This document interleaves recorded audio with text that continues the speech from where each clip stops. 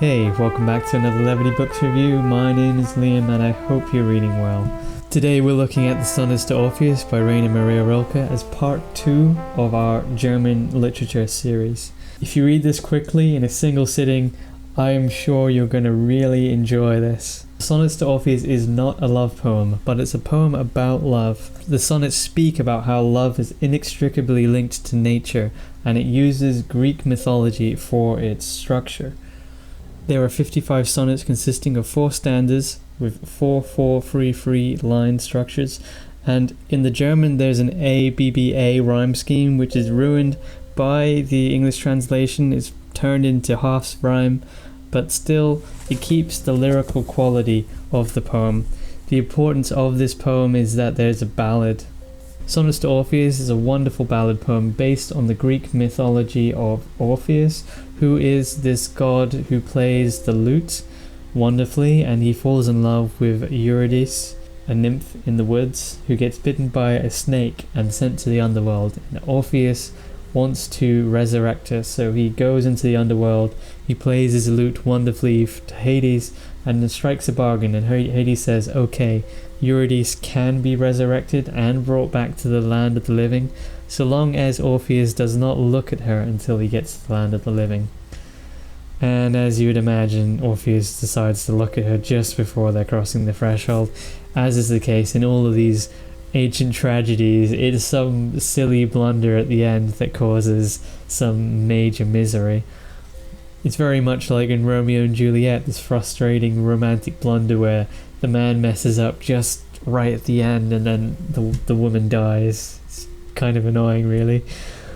And in Sonnets to Orpheus, Rainer Maria Rilke is playing the role of Orpheus, and he is trying to make this poem his ballad, as it were, that Orpheus played on the lute, Rilke plays with the pen, and he is trying to resurrect a young girl who danced very well, who he admired a lot, who died of leukemia at a very young age.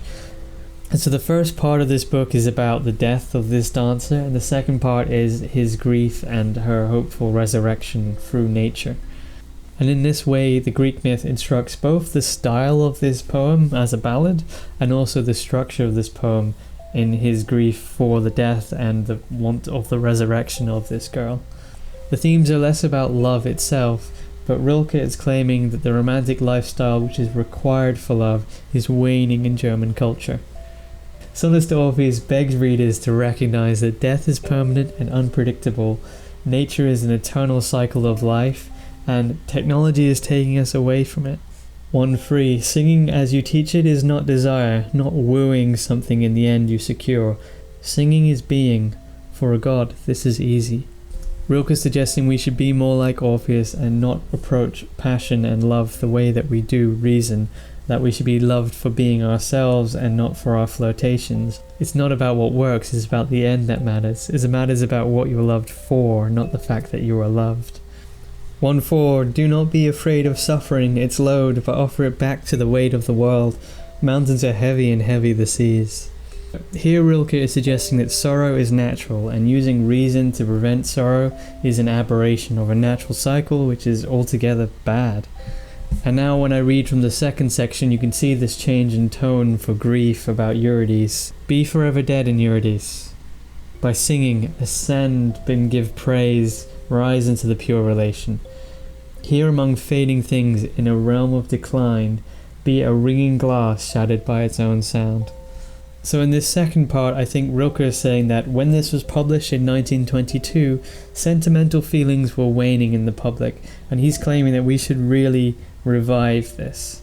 Because without passion we can't have love, and without love we can't enter nature, and this eternal cycle of life is gone from us. We are kind of extracted out from nature, and he thinks we should really, to be really living, we have to do this. It's really a carpe diem poem for love.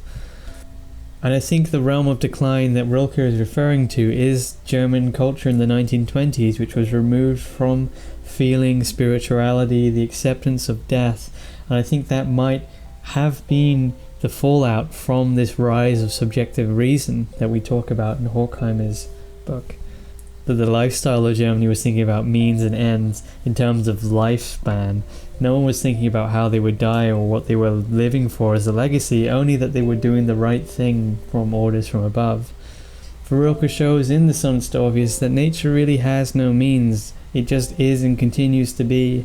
If anything, we as human beings are a means to nature which never ends after we do, because it is outside of us and all things. This, in my view, puts Rilke on the side of those who challenged the decay of the German Republic to subjective reason prior to World War II, and for that same reason, Sonnets to Orpheus is a very romantic and passionate piece of poetry in its own right that calls us to seize the day and become a part of nature. Happy reading.